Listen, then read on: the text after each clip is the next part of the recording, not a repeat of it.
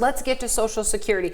The thing about Social Security, when you say it, most people know what it is. It doesn't take a ton of education because they've been paying into it, Loren, since they got their first paychecks. Yeah, most people, by the time they get to the retirement phase, they have paid into Social Security for 40, 35, 40 years plus sometimes. So this is something that you've been investing in for a long time, and now it's a matter of how do you get the most out of this investment once you make that transition to retirement and then through retirement.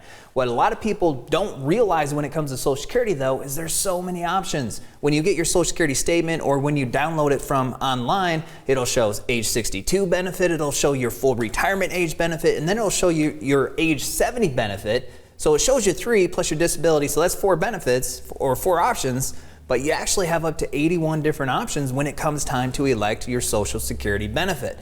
So there's a lot of options to weed through to make sure you're making the best decision you can.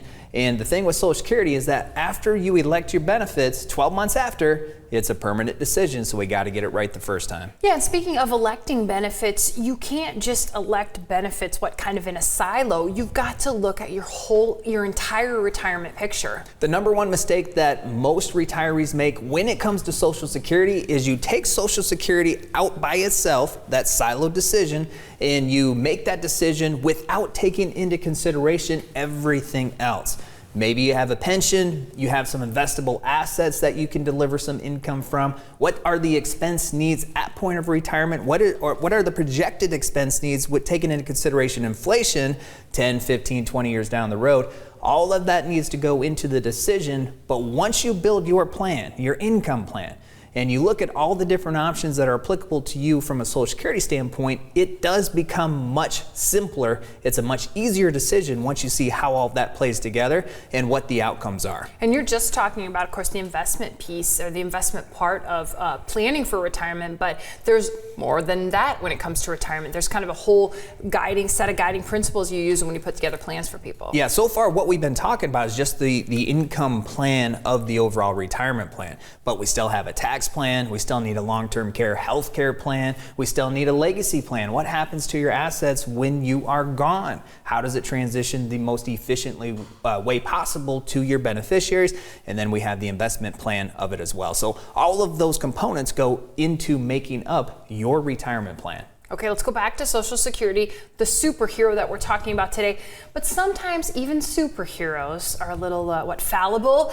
The superhero of Social Security, the latest news, by 2034, if Congress does nothing, full benefits will only be able to pay out at about 75% of the rate. And it seems like every year they go through this study and it comes to a conclusion that is similar to the conclusion they came to this year.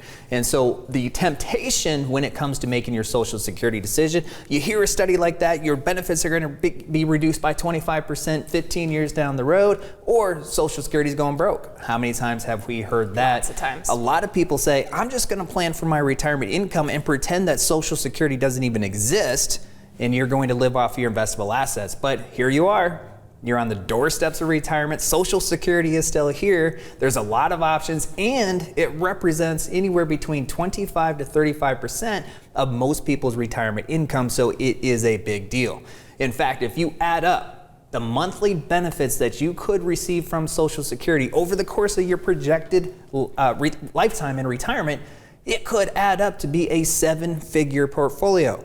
So it is substantial. Whether you have $5 million starting at retirement in investable assets, that's 20%, right? If it's $1 million that you get from Social Security over the course of your lifetime, 20% of your starting retirement portfolio, or you have $1 million starting, or you have $500,000. It is a substantial amount, so we have to make sure we're making the best choices we can. And that is really kind of what makes it a superhero, is what a big chunk of your portfolio it can be. So let's go back though to that cut, because people hear that, and Loren, they might get a little bit nervous about Social Security. And we'll talk about electing a little in the second segment. Let's talk about the cuts a little bit. We know part of it's because of COVID, less people paying into the system. Part of it's because more people are retiring. retiring. But you've been watching legislation for a long time. What are your thoughts on what might happen? I mean, I think you think Congress will probably do something with Social Security. Social Security legislation, the first Social Security legislation started in 1935, so it's been around for almost 100 years. We're coming up upon that mark. Since 1935, there has been many legislative changes with Social Security. That trend is going to continue.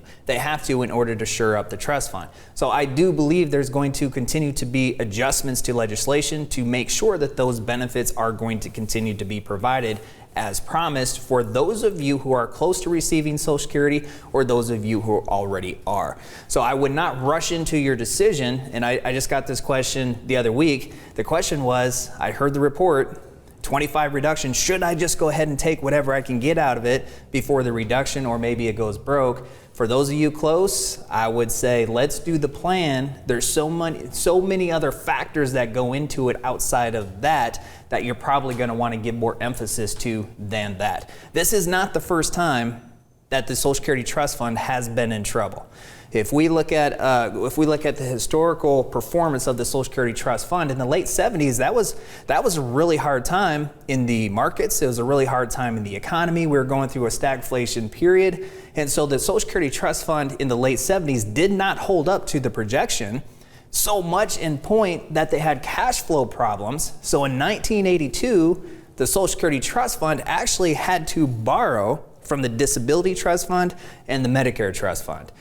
And then they repaid it in full with interest by 1985, and then another payment in 86, and it was done. But that helped from a short-term cash flow standpoint. So not only can they make legislative changes like increase the amount of your wages that's taxed from Social Security, or increase the tax on Social Security, or delay when you can receive Social Security. There's so many different things they can do. Plus, they can also borrow like they have in the past as well. Thank you for watching this clip of Retiring Today, and don't forget to subscribe. If you have questions about your retirement plan, take advantage of the complimentary 15-minute retirement checkup phone call.